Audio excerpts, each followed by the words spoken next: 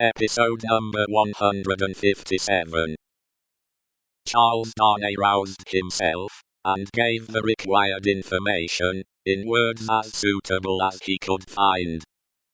"But I hope," said the gentleman, following the chief jailer with his eyes, who moved across the room, "that you are not in secret."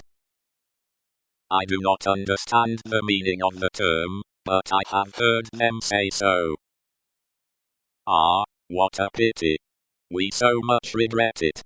But take courage.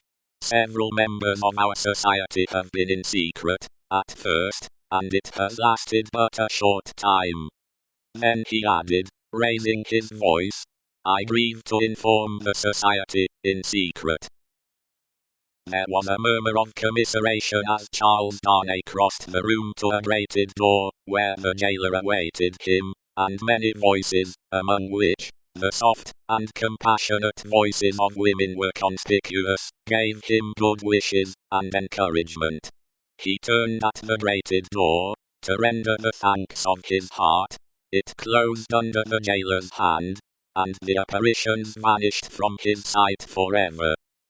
The wicket opened on a stone staircase, leading upward. When they had ascended 40 steps, the prisoner of half an hour already counted them. The jailer opened a low black door, and they passed into a solitary cell. It struck cold and damp, but was not dark. "Yours," said the jailer. "Why am I confined alone?" "How do I know?" "I can buy pen, ink, and paper."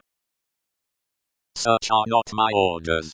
You will be visited, and can ask then. At present, you may buy your food, and nothing more."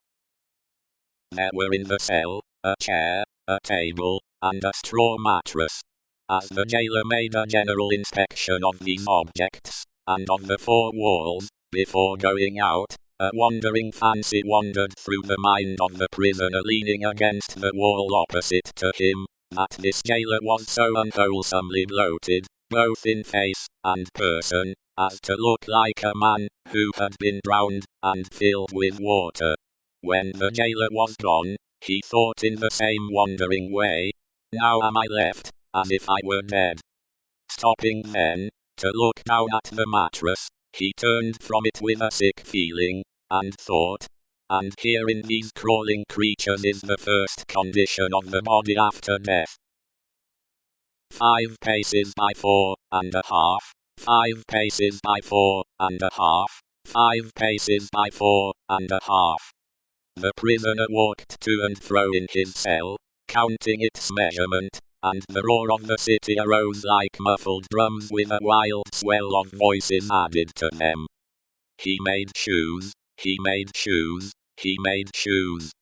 The prisoner counted the measurement again, and paced faster, to draw his mind with him from that latter repetition.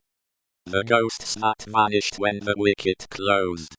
There was one among them, the appearance of a lady dressed in black, who was leaning in the embrasure of a window, and she had a light shining upon her golden hair, and she looked like *******. Let us ride on again, for God's sake, through the illuminated villages with the people all awake. He made shoes, he made shoes, he made shoes. 5 paces by 4.5. With such scraps tossing and rolling upward from the depths of his mind, the prisoner walked faster and faster, obstinately counting and counting, and the roar of the city changed to this extent, that it still rolled in like muffled drums, but with the wail of voices that he knew, in the swell that rose above them.